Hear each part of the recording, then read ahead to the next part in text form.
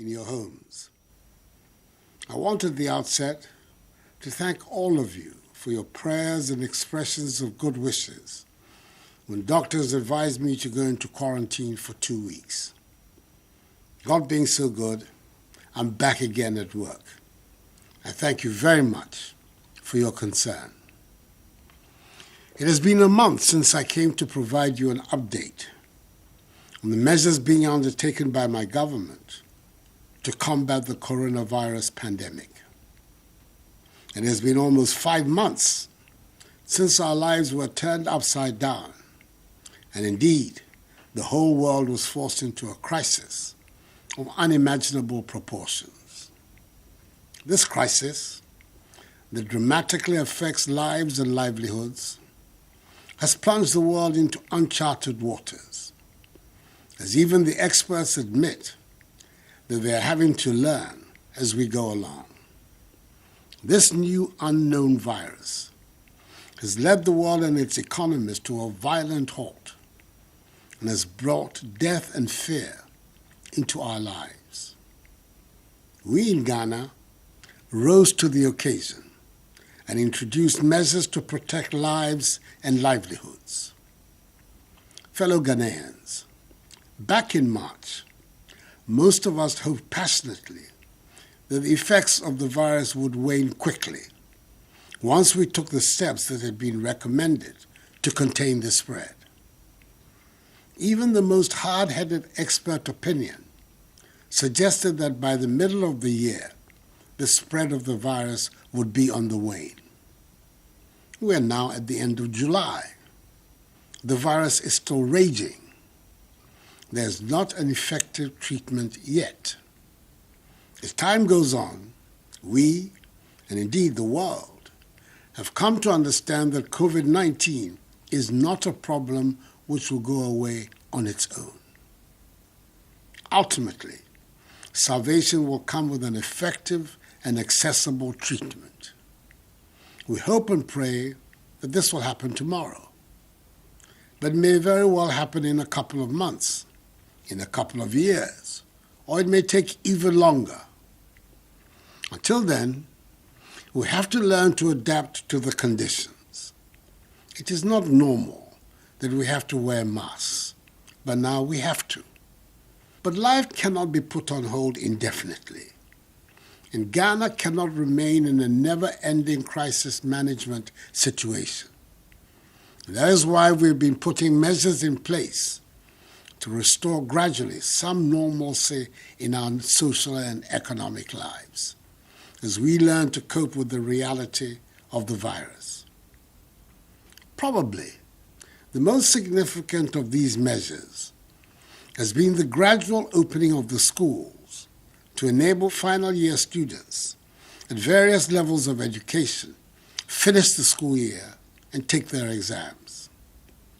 Since the last time I addressed the nation, we have seen over 750,000 persons, comprising students, teachers, and non-teaching staff in our junior high schools, returning to school to prepare for and sit the basic education certificate examination. Last Monday, the 375,000 final year SHS students who have been in school for 5 weeks started writing the West African Senior Secondary School certificate examination. 127,143 of students in our universities and other tertiary institutions have now all virtually completed their final examinations. The safety and good health of students and staff have been the paramount considerations in the reopening of schools, and we have therefore insisted on full adherence to the enhanced COVID-19 protocols. That is why, as already been widely publicized, we undertook a massive mobilization and deployment of logistics to our educational facilities to help ensure that learning is conducted in an atmosphere of safety as we continue to limit and contain the spread of the virus in our country. All of these reiterate the commitment of government to protect the lives of all those involved in the phased reopenings of our schools. And I will not renege on my obligation towards either our children or their parents. Mercifully, we have witnessed only a few cases of infections in our universities and other tertiary institutions. The few students who tested positive in a few of our senior high schools have all either recovered or are on the path to full recovery and will await the vaccine. And the few final year junior high school students who have tested positive and who are largely asymptomatic are being managed in isolation centers. Government continues to engage with the stakeholders in the education sector to determine the conditions for the future reopening of schools after the current examinations are concluded by mid-September. I will keep you fully informed about the outcomes. 3 days ago, the Minister for Finance, the hard-working, highly patriotic Ghanaian, Ken Ofori-Atta, went to Parliament and gave the country a candid view of the state of affairs of our economy. Not only did he present a compelling review of the efforts put in place over the last 3.5 years to stabilize and grow our economy, he was also able to paint a credible picture of hope for the future, despite the ravages caused by COVID-19. It is reassuring to see working in real life the bold decision to implement a relief, resilience, and recovery plan with the overarching aim of providing relief to the ordinary Ghanaian and being able to find more resources to strengthen the productive sectors of the economy to ensure sustained economic activity. Government was able to feed thousands of our people during the period of the lockdown. From April to June, government gave additional allowance to our healthcare workers, ensured free access to water for all households across the country, fully absorbed electricity bills for 1 million active Lifeline customers, and granted a 50% subsidy on electricity bills of all other customers, using the March 2020 bill as the benchmark. Through the Coronavirus Alleviation Program Business Support Scheme, 600 million cedis is being disbursed to support micro, small, and medium-scale enterprises which have been affected by the economic downturn caused by the pandemic. It bears repeating that some of these incentive packages have been extended for the next 3 months. In my 13th update to the nation, I announced the extension of incentive packages for health workers by another 3 months, i.e. July, August, and September. The Finance Minister's mid-year budget review, he again announced that all Ghanaians are to enjoy free water supply for another 3 months. I intend to have it reviewed at the end of the period. Government is also extending the electricity supply to Lifeline tariff customers until the end of the year. The communication service tax has also been reduced from 9% to 5% effective September 2020. Once approved by Parliament, a national unemployment insurance scheme will be instituted and will provide temporary income support to workers that have lost their jobs. Government is increasing funding under the CAP Business Support Scheme with an additional 150 million cedis to ensure an increased number of beneficiaries. Furthermore, as indicated by the Minister for Finance, government is establishing a guarantee scheme of some 2 billion cedis to enable businesses access credit at more affordable rates so they can survive and better able to retain jobs. All of these reaffirm our determination to save lives, jobs, and livelihoods, revitalize our economy, and safeguard the future of our country. I assure you that under my watch as President of the Republic, the government will continue to work to create a diversified, transformed economy, fashion a conducive business climate that will deliver development, progress, and prosperity for all Ghanaians. This is my solemn pledge to you. Fellow Ghanaians, we are in the 5th month of the outbreak of COVID-19 on our shores. At first glance, it is alarming to see that 32,969 people have so far contracted the virus. But a closer look at the data will tell you that we are steadily on the path towards limiting and containing the virus and ultimately defeating it. The figure to look out for is the number of active cases. When I delivered update number 13, the number of active cases in the country, i.e. those who, as of 27 June 2020, had the virus, stood at 4,245. As at midnight of 24th July, nearly a month later, the number of active cases in Ghana stands at 3,307. Again, a month ago, the number of recoveries stood at 12,994. Today is 28,927. This means our recovery rate has improved from 75% of positives a month ago to 89.5%, all in 1 month currently. Our hospitalization and death rates have consistently been very low, some of the lowest in Africa and in the world. The Ghanaian people mercifully are not dying of the virus in the hundreds and thousands that were earlier anticipated and predicted, and that are being seen on a daily basis in some other countries. The behavior of this virus has baffled the experts and defied most predictions. But 5 months on, we can say that we're witnessing a much milder manifestation of the virus in this country than was initially feared. The rate of virus-related deaths has remained persistently low at 0.5% of confirmed cases. And I dare say, it is the grace of God and the measures taken by your government with your support that have produced this result. It is also importantly due to the immense dedication and hard work being exhibited by our healthcare workers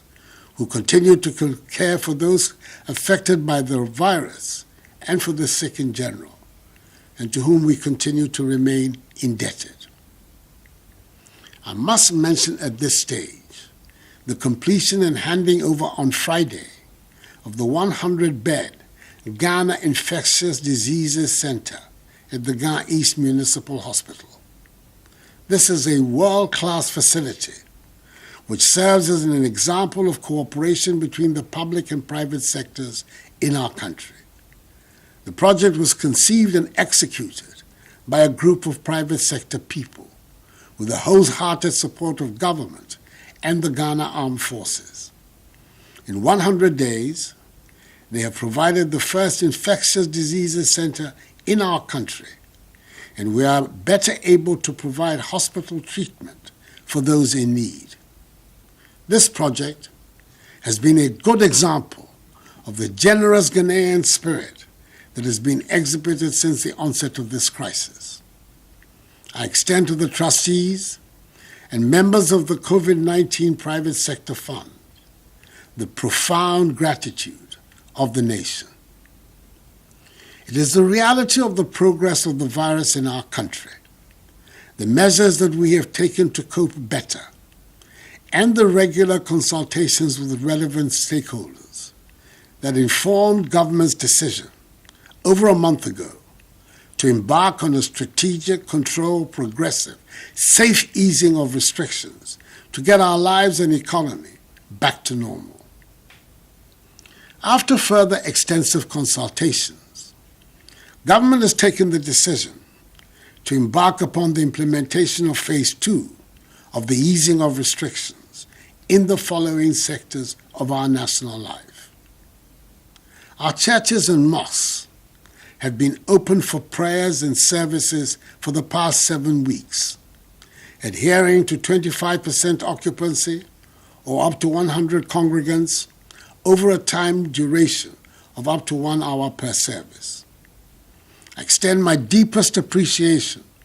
to our religious leaders for their strict adherence to the safety protocols, which have prevented unknown outbreaks since they restarted their services. I have sorely missed going to church, as I'm sure many others have. I'm therefore very happy to announce that in consultation with our church leaders, from 1st August 2020, the restrictions on the number of congregants worshipping at a time in church will be lifted, with the length of worship extended from 1 to 2 hours per service. Church leaders who are desirous of implementing this enhanced easing directive must ensure that congregants wear face masks at all times, and the 1 meter social distancing rule is scrupulously applied. These same guidelines apply to worship in our mosques. With greater number of congregants likely to return for worship, I would respectfully ask the religious leaders to pay even greater attention to the fresh air ventilation of their premises, rather than relying on the use of air conditioners. In consultation with the Ghana Tourism Authority and the health experts,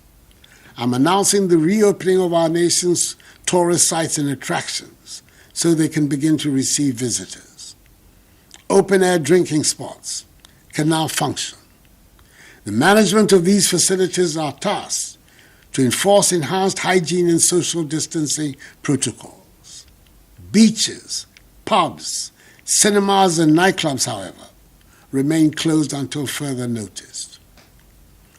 Our female under-20 and under-17 national football teams have been given the clearance to go into their respective training camps to begin preparations towards their FIFA and CAF-sanctioned international matches, which begin in September. Whilst in training, the playing, technical, and management teams must observe strictly all the protocols issued by government, CAF, and FIFA against COVID-19. All other team and contact sports and competitive sporting events remain suspended till further notice. In consultation with the Ministers of Transport and Aviation and the leadership of transport operators, government has taken the decision to lift the restrictions in the transport sector and allow for full capacity in our domestic airplanes, taxis, trotros, and buses.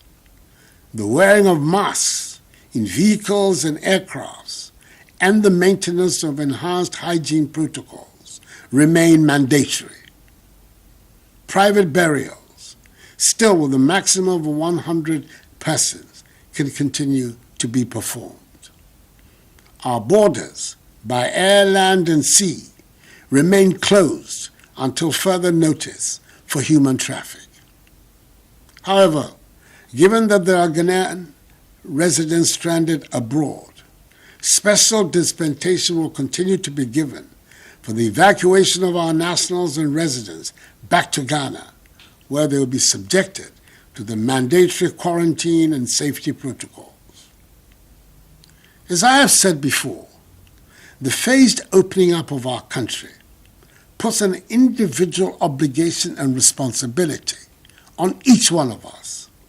It means that we must continue to remain vigilant and respect the enhanced hygiene, mask wearing, and social distancing protocols that have become part and parcel of our daily routine. We dare not ruin the successes we have chalked over this period. There will always be those who will peddle untruths and embark on deliberate misinformation campaigns especially in this era of fake news. In their irresponsible bid to score cheap points, they escalate mistrust and heighten unnecessarily the anxiety levels over the disease in the country. As we work towards defeating this virus, we should reject completely those who seek to perpetuate falsehood, thereby creating fear and panic, and call them out when they do. Truth will always, in the end, triumph over lies. Our fight against the stigmatizations of persons who have contracted COVID-19 continues in earnest. Those engaged in this antisocial act should stop, as stigmatization drives away people from getting screened, tested, and treated. The virus is no respecter of persons, and the overwhelming majority of persons who have tested positive recover, indeed have recovered, and are living perfectly normal lives and pose no danger to anyone. These changes I have announced transition us into a new phase of our COVID-19 fight, in which we teach ourselves how to live responsibly with coronavirus. We do not expect to go back to the way things were 5 months ago, but we should create a new normal where we're constantly figuring out how to go to work, keep our businesses and places of worship open, send our children to school, and all the time keeping safe, containing the spread of the disease, and acting swiftly where and whenever hotspots appear. This is the new second phase we're entering today. Responsible behavior, continuing state support, and living in grace. This government is resolved and determined in this second phase to help Ghanaians fully return to their daily routines, whether it be going to work, going to school, going to a funeral, or going to worship, all the while taking full precautionary measures to protect ourselves and our families from the virus. Enuanom, medamu nyinaa se modwen me ho adwempa na mbobɔ mpae ma me. Emra doctor for kan say me hyedem na otwe mienu. Nyankopɔn adaroma bɔne bia anka me. Enti ndase na mede mamu nyinaa. Anyame me minda nya fe hyiake ye hia mi hedwamo papa ni nye sole hami beni datrefo e wo mi ngake nhotumi ochie enyo nyumodromona efonko ni na mi noyo inkeshida ehanye fe. Fellow Ghanaians, I have never wavered in my deeply held conviction that if each one of us embraces the safety protocols and we continue to put our faith in the Almighty, we will emerge strongly from this crisis. This too shall pass, for the battle is the Lord's. May God bless us all in our homeland Ghana and make her great and strong. I thank you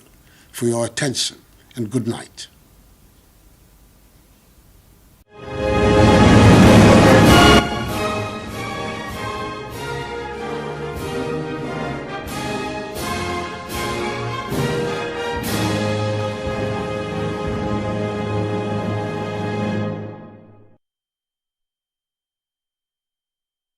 Adishima me mamu nyina adwo amamakwa ababa in the television so enne yema Penix excellence na nado dan Akufo-Addo biribi oni yehia na wo kyerkyere kwa wofa so ame nyina atu ku atia COVID-19 yi no de to so di na yema Penide ababasum yenie na ebra so se okasa wi ase de ne da no ye de kyerkyere mu eba se de be ambati de Penny ekan no asenti fisabire yakono me agya kwabena menim ni aba afia kyerɛ asiedu na ye krado a ye de ho nsɛm ebebere muti wadaroma monwa so na muntie yen kakra na yetenia yema Penny ewo edema wo man Ghana nyina wo yema Penny kasa ahye no se de onyine nim no wo kyea yen no se ene de se wonya ho kwan se wosan abaye fie mu ne bia hodo ye wo ene anadwi na wo kire se wo hwe de si ebe na otwe menu ntam ni na doctor fotu ne fo se wonko na wonko bo no ho adwa be na otwe menu ntam sane ne ma hodo bi ntino se de amanfo si bo mpa ma no ehye ne nkura no na nia so ye papa na se da piesie na ode magana fo nyina na sesi ekese ngwa badwuma a wahyase adwuma de den anya sem keto akra wo se ba buso bi ba kuntam nie na wo ba ye be kyerɛkyerɛ de ye ya COVID-19 be bi aduro ene se de sitie na buso ba ko asan aba na ne kasem no se be buso bi numnie na yarebɔni ema ne homere so ka wiase nyina na sa yare ba ye no ama nimdefo aben awon yarewa hodo mu ahun se yare bi a waba ne ye ba betena na ne kono aye kona eno tine ho abehia se ye nyina tutu na mo se ne bi ebetumi aboa ama yare tumi abre na se wo so hwe se sikasam tutu ne nema hodo nyina ko wiase nyina no a da COVID-19 yare no ama wiase nyina abonyanya wiase ne nyina aboto aye sikasam nyina ato apie papa no kire se sa yare bi a na ne den na ne odin no so no ahoden ene se de kono Omampanyi ensem emono na wode eba betu dwase yin wo Ghana ha de yehu ne ntem enti yesori gina na so waka na ye boban e de nhihye pa egu akwan so se de be ya COVID-19 no entwi emfanfa ye so kra na wose obu kompo kakra e de yakoyechi e wo March bosume no emo obetimi aka se virus ne ba ne de na animdifo bi kra e ka se e bi kra enche virus ye beko enso yamfa ne trasa ye de nhihye mapa egu akwam na empanyifo bi kan se anhwe kra chese entra bosume na bosume achi bi kra virus no ebeko enso ye de ebeko no ebedu July enye July keke July bosume no ekọ na wieye virus yi eda so a eka ye ho enti se da so kan ho na etrete di a na chese ehia se ebetumi di nan esi form na ebebe kompa bi a virus no ye de beso anom eno mampanyi se ye kan kwaso ye nim se bia ekwan a anase be ye fa so a ye beso anom na chese ye nya no aduro etrese virus na ni edin pa na ewiase mpanyifo bi kura gi atum se ene ohawa abeka ye ho na chese ye nim da ekwa ne sa na wo chese se enkwagye bi ebefi baabi abade a na ebegina ekwampa ye betumi afa so na yede hihye mapa egu akwan so na enhihye mu ye betumi aye treatment e de ama omanfo eno na ebetumi aboa ye virus na beka ochina yenim ebia bosome kakra yenim afe yenim eno wo se ahwe kra ebetumi akwa akọ bretenten na chese abekan ho ampa na de wo sere se ehihye mapa de egu akwan so no Ghana fo nyina enhwe na wo mutumi eni so omampanyi se mu oya enye de epense ehihye mask no kwa ne hye enna fom saawo emma ye ni ye ho ye ntumi nchiecha ye ho ye ntumi nyi ye ho awa atu se de nka be hu dofo bi na obeye no ni nyina ya de a ha adwen enso ni nyina emu no ye ntonkoso ana hyehyɛ ne ye ni so na se de virus no ene ya betena ene baabi ade abedu no ye hu ne sa ne hu se abeka ye ho ye hu ne sa ebeboa ye mampadi to aso ede to gye mu sa wo hwe sa de ya be ya na no kire sa wi esa kona wi broni be say life must still go on enya de betuma ka se ye nya bibie be ko so ade se ye nyina na no na aba ne de ahuro bi go akwan mu a emu bi o ye ene se wo hwe ye e man kakra no wo biebie ne ma no gyagya ne ma mu se na be ho betumi ahenhan ye kakra wo kire a saa na moto ba kwin ene se otumi boa ye ma enkwada no ekọ suku a ye bie suku no kakra nkwada yi ewo suku mu wo kire se efibro ne ye kasa de twato no nema hodo bi oyeye abo amankwada tumi ko school no amankwada be ye empemu ahanson aduonum eye GHS foi wo mu akọ school akyerɛkyerɛfo no adwumayefo nyina no wo mu nyina akọ school mu a wo mu eyi adwuma dedenden a enya sem kuma kra sanso na akọ SHS nso a nkwada be ye empemu hasan dioson enum 375,000 ena sei so mu wo school mu a wo mu eboabo ho akokɔ kyerɛw eye wasi ensohwe no wasan kyerɛ pio so wo hwe eye tertiary schools outdoor ye universities and so apon hodo no so a esuafo be ye empimo haduonu enso ne de boro saa na wo mo so ekọ ye kakra no enkwada enso atumi awie school di adanse se nema nyina ekoye ewo homesuo ma ogidi se eboa ama oman no ye gira ye nan so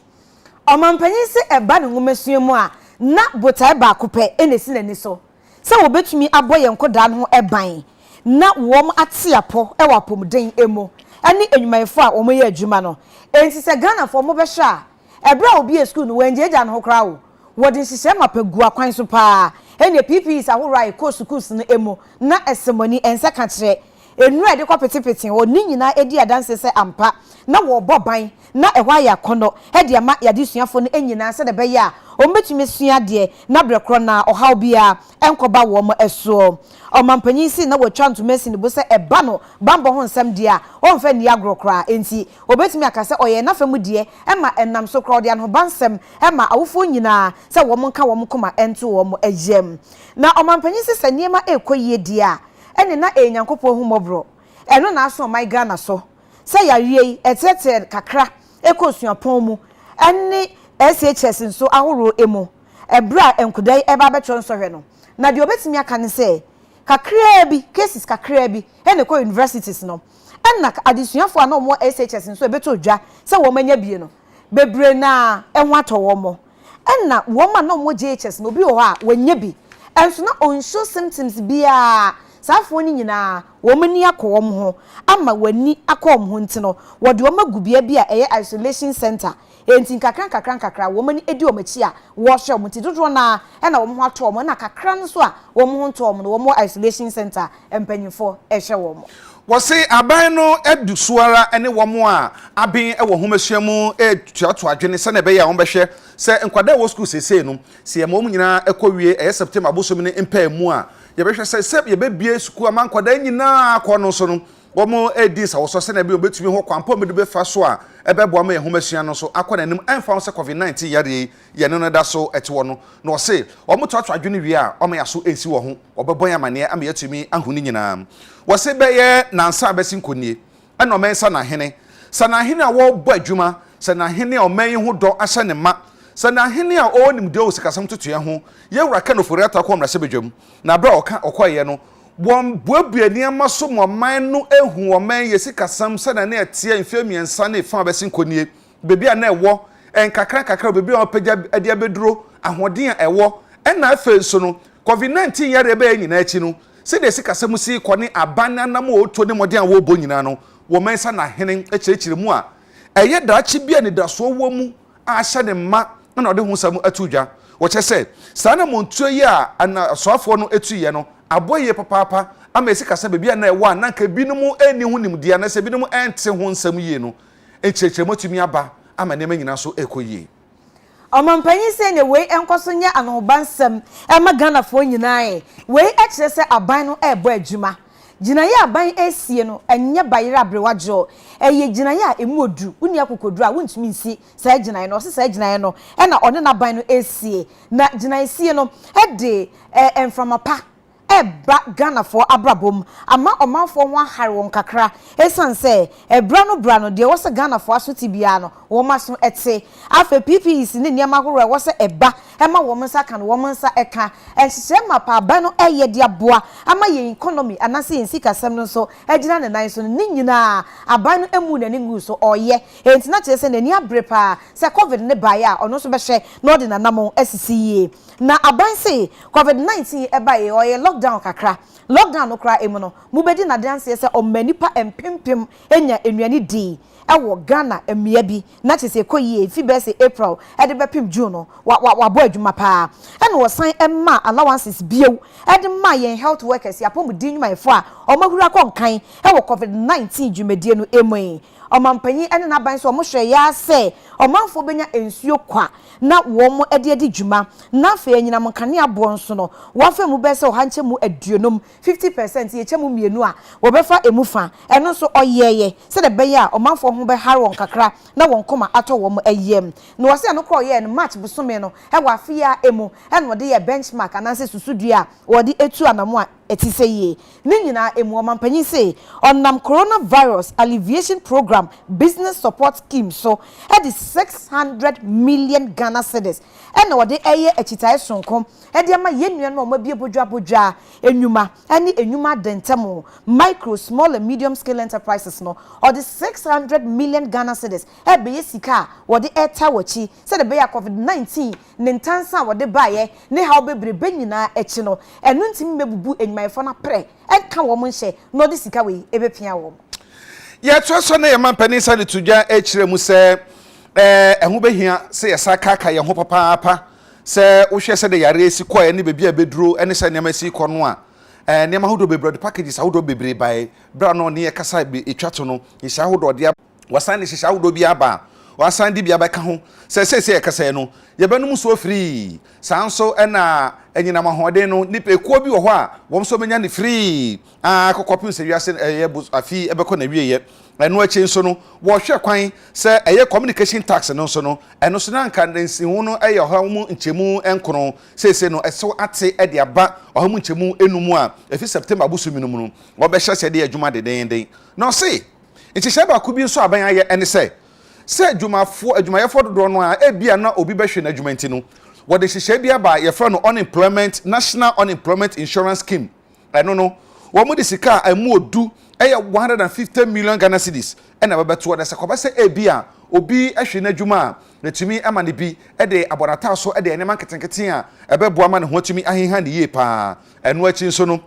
amanfo nyuma betumi agu enti nyuma na ebegu no so no aban edi 2 billion Ghana cedis ato ho a eno so wo de babebo se na be ya ankrankra nyuma nso no ebetumi anya besia enkakra ensi hu be kuma bi na ebetumi aboa ma wo so so mo adwuma no wo ya wo mo nyuma no enkokogu o se sa na me nyina hyehyɛ bi aban no se na be ebetumi aboa ama Ghana fo tumi ahenha wo na COVID-19 no se obehwe wadwuma o se bi wadwuma be kofa mu no bontumi amfa unsan wuti ensu ma na mu no wo so wo ne wabusha nyina ho ebetumi ahenha mo kakra COVID-19 ensemi emui aban ese ade baako a esi nani so bio ene se obebo enkwa enwuma ene ye dada sitinemu niema ye hia ho ban na breko na so de enhyehyɛ mapa egu akwan so a Ghana yensi kasem ebetumi akoyie ama yense omampanyin se ono eda so aye omampanyin na oti Ghana banwa so yi osem no mienu bo se nani abre obekoso aye adwumaden e de ensakrai mapa ebeba ewo man sika sem emo adwumaden a ebema niema akoyie na ye jojo e de ma omanfo no nya ahoden ene opepa no matumi ebiebie omunyuma ewo abreko a omunhia ohaw bia adwumaden aban ne be ya edi empuntuo ene enkankro ebeba ewo Ghana fo nyina abrabom no eno ene bosha COVID-19 ebremo omampanyi ede hyeyen na wo se yenkan hu se COVID-19 no ebae no abosumi numuni o ena eni abetena ewo Ghana ha na enipa 32,969 ena wo mu enya yawe ebie ye kan se ya osema obi aye mu nhihye no enipa 32,969 ene se ekopa o ena wo se ye kan se ya nyabote ne tie de kan ho saf nipa no figure no ena o manya enso kai hu se ye ti wo mo mewu afrim na ye ti wo mo hwato wo mo so afrim ye ti sa mienu afrim a de aka no bro focus be friend no active cases enti ye ka se nipa 32,969 ena enya bia susuma wo yem nhyew ba bia fo ni di yachi aye active cases no na che se bra ya ti ye nua no mo mawuo ene wo mo hwato wo mo afrim no figure ana number ebeka no eno ena bedi adanse am wo hu se ampa ye koye nim nemum enye huhuhu sede omanfo bi eken mampede to aso de kan sai wo bra na one ye kasa anse ne wo ne ye kasa yi no na eye June de to so bionu enso na nipa yare yi wo mu wo bia na wo da hospital no brodo eye empem 9 ahanu aduanan enum 4,245 na so busome bakon achi eye July de to so aduonu enan no na so ate ede aba mpem yensa ahasane enson 3,307 na edi adanse trodo se na se busum ba kwa besin kwei no na se eso te papa pa nya se mukuma kura ma padi sa to bi o so wo hwe a wo mu ananka o mu hutu bi to mo no o mu nya bi ede kwa hospital no mo to mo no na June no na eye empemo edumienu ahankron aduokron 9 12,994 na so ena ye kase eginomu ohamu nchemu aduoson enu 75%. Ena me no kase no wo mu anya bia de won hospital mo ho to mo no eye empem aduonu nkron ahanan aduokron enan 29,494 ejira ho ma ohamu nchemu aduowatwe nkron ene fa na chese no se nipa be ha ane ye de hospital se bia wo manya yare ni bia wo ma mo ho to mo ntam ya mo ba fie be na otwe mienu entam no eye makomako be ye edwotwe nkron na se nipa du ba ko pepe ena bi omde no ekoso a eye dedende kakra omoda hospital na chese ekoyie wo se Woman Edom hospital a woman wo no Ghana ha de Yakopon adin afofie me betumi aka se ewo fam papa wo de toto abibi mamu ha nyina ne wiase nyina Ghana ye de ne wo fam pa wo se Ghana fo Yakopon ahoyemobɔ ama sese aka se ne yare no se de esi kunkum nipa do wiase nyina no ye de yenya etadidi mu pa enya agro na se de binum susu ye se yare betumi adi yenya na yare betumi abro man na se de ma do bebre no adomara kwa enye se de ama hodo bi eye no wo se virus yi no se de si ba no ama benfo a benye papa no obi ani so entotonteto obi ahu dia wonfa na nti emfa na se de o kire ba buso minum atwam ni no ebinom kan se o yare se de siti e beba akwa nche na ekọ na so yare no wotumrika boni bi esa mrika no tu no ehu yie papa ehu na ehye mu ahyase no Yakopon do se hu no ekofom pa enya sem kuma kra na wo hwe a nipa yare yi nti wo mu ewuo awo manga na mu no uchemu a ohamu hwe ene echiponum 0.5% a kire se eye papa wo de toto wiase nyina ho na manga na de Yakopon ene ye diniye Omampanyi eka ni se ya wose ampa yenka emfa nwohwo ho se oman yenim die bi anaye modin mo bi na ama enipa a ewuo no ewo fom saa na emom Yakopon hu mobro na ama no abasa afa nhihye mapa aban no edi gu akwan so ene echitai sonko a saa nhihye ne anya edi fi Ghana fo enchen no eno na aboa pa omampanyi se de akom pa nso yapom din nwumaifoi omabo adwuma wo omabo adwuma papa o si adwuma na den enso ni nyina emunomu gyinmo na so atese wo mo eye eno so eka ho bi papa omutumi ye adwuma ma wo mo yawe nyinara ehu enso na apom din nwumaifoi ekomomoa hwesafo ni nyina enti ye ka enhiye nyina ye de apom din nwumaifo ne ka eka edu omo no kra ne kasi yetua enya de a ye betimi atua omabo adwuma pa a woda wo mo ase na omampanyi se nanu fiada no onim se Ghana for monte ya wo kai mo se Ghana Infectious Diseases Center ye bia no fefefe wo Ga East Municipal Hospital ye bia no na we che se apomuden eho ensem no ekwaye pa na wose saa dwumadie mapoma bia no eye ankrankra bi na ekeka wonti ebomu a wo mo epeja eden na aban so etai wo machi ansa na Ghana Armed Forces for so edi wachi tai sonko eba beka ho na omampanyi si enefo oha entem no na che so metumi asori adwom na so waka amma yetumi nya Infectious Disease Center edinkan wo Ghana ha a eba bebo adwuma ebe hwe ayafo a wo mo hiamoa amom ho atom papa na weya abai echese ampa Ghana for yetse oma ase omesunsum na aseye ma COVID-19 by kakra obia ofiripem de boa enti se ankrankra bi ene aban ene Ghana Armed Forces akomwabom na Infectious Disease Center omase dia na chese eye no fepa omampanyi na makwanye so o se trustees ene members a omoda COVID-19 private sector fund no anono odamase so odamase ebi mrebio enye ono nko a ode omamu nyina edin edamase mabo adwuma papa Adishimama ya kamu si Yaman His Excellency na Nando Danko Akufo-Addo empire to so edu nan a wone Ghana fo kasa edefa COVID-19 yare no anamahodo a wotu ne dia woye no ho no eno ene no ne yakasa yaso anya abra ye chirichiri mu yi Yaman to so edetu jesa wo hwe yare se de city ne se de hihya aban ye ya anamahodo aban tu ye wo bra na wo mo ehwe ne wo mo a wo ma ben ewo pomden nsam ho nyamsoma kanifo etu ho anamo no aban si gina hodo bebre asa gina hodo aban si ye ni nyina no ade ankakrakra no wosone so egogo so kakrakra se na be ho betumi aheha yen na omesi kasam so tumi agina bebie sese egina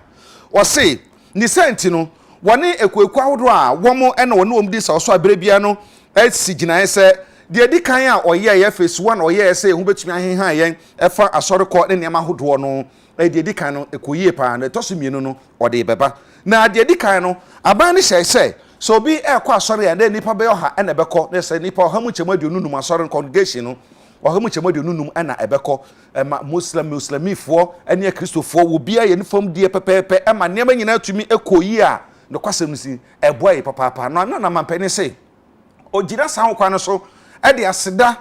eni moye kase pa ama nsori mpanimfo ene enuano muslim mpanimfo se wobra wo mre hihya wodo nyina ba se yanhoro yansanse akwaso da mu yemfa isa gan yisi amoma so hwe ye temperature se de sitie ha sanitizer yi yantete ye humu anhyehyɛ ahodoɔ a yɛka se yɛn nyinaa no yɛn nyinaa de so pɛpɛɛpɛ na mampani se aseda piesie na ɔde ma nsɔre ahodoɔ a ɛwɔ man Ghana mu sɛ deɛ yɛka yɛ no yɛde sɔma yare no yɛtumi ɛbrɛ nase ɔmampanyi ɛka ne se no se agya waku a mafia sorry o mafia sorry papa na mnim sɛ mu bebre nso mafia sorry ko na deɛ ɛnigye ɛne sɛ mene asɔre mpanyimfo bi adi nkita ho asɔfo bebre na mne ɔmakasa enti me deɛ nigye ɛbɔ mamane sɛ efi August bosome ne da edi nkan ɛwɔ afia emo restrictions anansa ɔhyɛ bi a mede to ensɔre ɛne nkemofo ɛso sanka bi a enipa ɔha bi pɛ ɛna betumi hyiam akɔ asɔre no mapagya enti efi August bosome ɛkro no ne da edi nkan ɛkɔ no yenni nipa dodo a ɛwɔ so mu hyia wɔ asɔre dem bio sanka first na wɔ se 100 no sese de wapagya saa restriction anansa ba no wa left afri hɔ enti enipa dodo ebetumi akɔ asɔre ɛna enka first no so wɔ se yɛkɔ asɔre a dɔnhwe baako ɛne yɛnie no ɛno nso afiri hɔ sese deɛ ɛdɔnhwe mienu ɛna yɛbɛtumi akɔ asɔre na mmom wɔnam saa kwanya yi so ɛde to asɔfoɔ no anim sɛ wɔka ne sɛ ya ɛma yɛnyɛ gya yɛ ho asɔfoɔ no nkɔso afɔ mo nan ensi fam na wɔn mo hwɛ sɛ asafo mma ɛba asɔre a ɔmo bɛhyɛ face mask ɛbrɛ bia afei 1 meter beto me nsa eni kwan sɛ me nsa kan na kyɛ sɛ yatete emu social distancing ɛnkɔso a ɛnyɛ adwuma saa nhyehyɛ ya ɛkɔ ama nsɔre no nhyehyɛ kɔ na ɛkɔ ɛde ama yenua no muslimifoɔ ɛna wɔsan kanso ama yenyina yate aseɛ sɛ ampa saa bia wɔyi nipa dodo a wɔbɛtumi akɔ asɔre afiri hɔ na nipa dodo bia bɛtumi akɔ asɔre nipa dodo bia bɛtumi akɔ nkremofoɔ ɛdɛm akɔsom no ɔse wɔnim sɛ nipa bɛkɔ asɔre paa nipa nso bɛkɔ akɔfrɛ nyame paa na deɛ wɔsɛ mpanyimfoɔ ne sɛ ɛma wɔn mfom ho nyina ɛnto air condition so na chinchin achi yentoto windows ni louvers ni nemu chichire bo wada ya yaso AC eni ehyemu dabi omumye bie na emframa emfi abonten oduma nko amframa no emra hyiadan a yebehia mu no emo eno ebeboa yen pa omampanyin se osan ne Ghana Tourism Authority mpanyimfo ene apomuden mpanyimfo edi nkita ho bi na onamakwanye so ede to yanim se emmia yebetumi akọ ensahwe tourist site no na ban anase eson eda so eno nso wapagem enti sanka obekọ nsahwe wo Kakum National Park ubetumi akọ Monkey Sanctuary fiema ubetumi akọ bebia ebeba utima eye nsahwe bia tourist site no ese die wapagem enti ubetumi akọ ama no ayeyie ahowo nyina ebetumi akọ wo mo ensahwe obi a wobie drinking spots na obi betena se atwitwa bi ubetumi akwakoye adwuma se de mampanyin amakwan se empanyifo betumi abie na obi opese otwitwa bi konom bi gina ni bia no wakwakonom aginani na mmom ode tumu a moye sa adwuma ni nyina drinking sports for nanim se still se de mbehye mu nkonwa no social distancing emram muntitim mumma ahonidie ensamene ye de hoho ye nsa tissue e de bepepa ene ade ni nyina enkoso a enya adwuma Ghana for mention nso say o kan say ya beaches empoano pub cinema night clubs ay bonum kinkire di asa no mesrew eho de yemieye empoano pubs cinema night clubs yatum kopem ebra obesan ene abekasa ebio September busumi no monso no emaye nyamfie aduo no ene wo mo nyamfie dunson no me kire under 20 ene under 17 fo a wo mo ma Ghana no bekusi akansa se CAF ne FIFA e de akansa hihye aba se de wo mo ye na brebia no na mampani che se no wone wo mo a wo ma bin no etoato adwene na no ye mai ebetumi akọ akokoye training na wo motumi akokosi akan o ma Ghana din mu na mmom no wo mo kọ no wo mo hye ne nson sai hihya wodo egu akwan mu dedada no ombedi so pepepe ne sa no ebetumi abo sansa aban hihye kafo hihye ene fifa hihye ni nyina no wo momfa anya adwuma wo se wo bra woni aso ye hwe ahyenka ene wiemhya akwantu ohun sam so edinsa wo so no na fe nso no wo mo a ye kwekwa do a ehwe ka akwani abedi ohun sam so e wo mangana mu no aban siginan e transport sector eye trotro taxi wiemhyen ene de ka ho no sesi ayeka se trotro for mo betumi afa passengers ma sanso ena wiemhyen so no betumi afa passenger for ma taxi for betumi afa ne ma na mmom mass ne de esa mo hye ne pepepepepepepepe eno achi nso no wo hwe kwan say yebekwa yie na nipa bebo dompem no dabi private barrier nipa ha no and they are still eno an yebekọ so ede aye adwuma wo se ya hye ahodo nyina say ahye say ye wiem say yatum still yadaso a yatum enya de yebema kwan ama suhyen bi ebefi oman bi so ede nipa ba na say obi befi oman Ghana mu akọ Togo aba Ghana na tetete saa na obi fi America ebeba ne wiem hye na tetesa na mom no esanse Ghana fo bi akwa aman hodro so enam yare enti no enhihye soronku bi aban ye ede sa Ghana fo nyina asan aba no aban bekoso da adwuma wo bro bedu o man Ghana mu so no hihye wo se ye do mekokọ hye ba bi na otwe mienu ahwe mapom de hu sam so ansa na agya wo amoma kom fie no aban behwe se ebetumi aye adwuma na boa ama yare no ase enkonkotere e wo man Ghana mu yetro omampanyi ensam no eso na ose ti se de wodi nkan aka no dada no Ghana ye wasudie se oman se ye bebo ye ho eban ankronkron so e wasudie se enhihye mapa aban ni di gu akwan so no ye betumi ede aye adwuma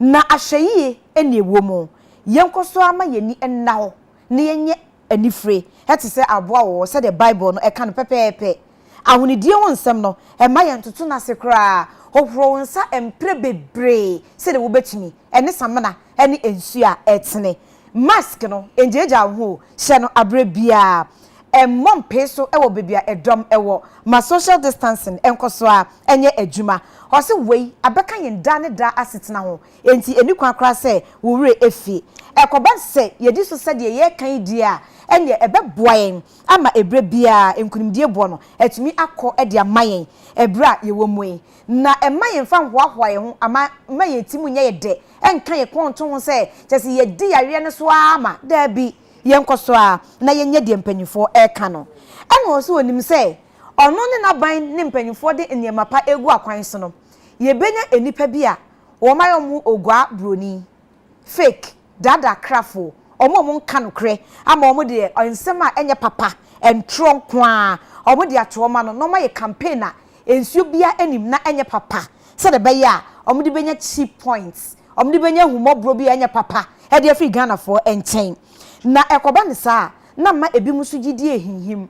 na ebi mu yem hyehye wo mo na fie and panic bem enso ono omampanyi na makwanye nso e de to Ghana for nyina enim se yenyina pintin e ma yensuo bi a wo betwa ntro e ma yensuo bi obeka ensema yakoma betu ana obeka bibi ehunu huna yen na okama Ghana for nyina ate ase se e ha na he anase emfia pema ebre bia nokre ebekoso a edinkunim ewo atanchia eso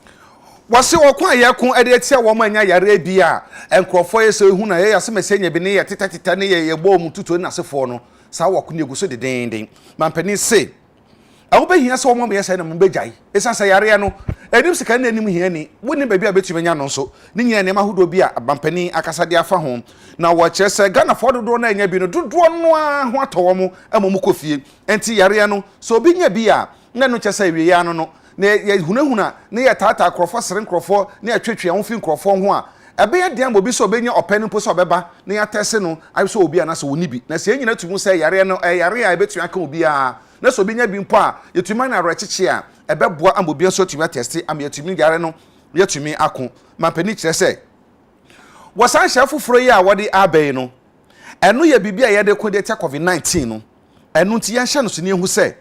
esi etumi die hyehyɛ ne mmara so sɛ na be ya yare no ye betumi abrɛ na so kora ɛwɔ mangana mu wase bosu bi no mu abɛsen kɔ sɛ na ya setena setie no sɛ enkoba sa bio de sanse yare ene na abɛkyena nti sɛ yebekɔ school yebekɔ enwuma so yebɛyɛ nneɛma hodo ɛyɛ nyina sɛ nipa na yebetumi akɔ anim so ɔman no ɛhyehyɛ ne de yɛmfa nya dwuma kate sɛ na be yebetumi aboa ama yenwuma hodo ɛyɛ ne nneɛma hodo ɛyɛ nyina no ebetumi akɔso pepepe na aboa ama ɔman no agya na nanso na COVID-19 no yɛne ne tina mpo a wɔnyɛ so nkɛntɛso na mo yɛmom yɛnya no so nkɛntɛnso COVID-19 ebrei emu omampanyi say face ayewo mu eye responsible behavior continuing state support and a living in grace na chese yankasa ye fatu ye ho so say de enhyehyɛ mpanyifo de gu akwan so nyina ye bedi so yenya yede ye bambo ho nsem ebe hye ye nsem de omu kanyina ye betie ya na monto bibia ebe ya hye yi eno ye baako afa de oman no eye nyina ye be ye bi de oman no se ye ni so nyina ye be di so eno so ye baako na ye de ye ho ahye onyankopon na dom na se no eno ene ebre ya ye wo man na ban no aye krado se sa abre mo no obehye abogana fo ho ban de obekọ adwuma betimi akọ de woko suku beko de woko ayie beko de woko asori beko de woko muslimi for them akọ sum nyame anansa wako fre nyame onu nso betimi akọ de hia ne se menu mienu betimi aboye ho ban na yebo ye musua ene yadofo nyina ho eban osi ogidie se sa hihye mapanya de bia wo mkase yeni so se ye me ni bre ne ekosoa ediso na menu mienu gidie ye baako e wo nyankopon kese no emu a oh, these two shall pass. That is the way so a big chum, a big chum kabia kra. Ah, a maybe beba, ye beka, edi asre. Still, okono, e nyankopon ekon. Na omampani say, or the Ghana phone yina ase, nyankopon in Shai.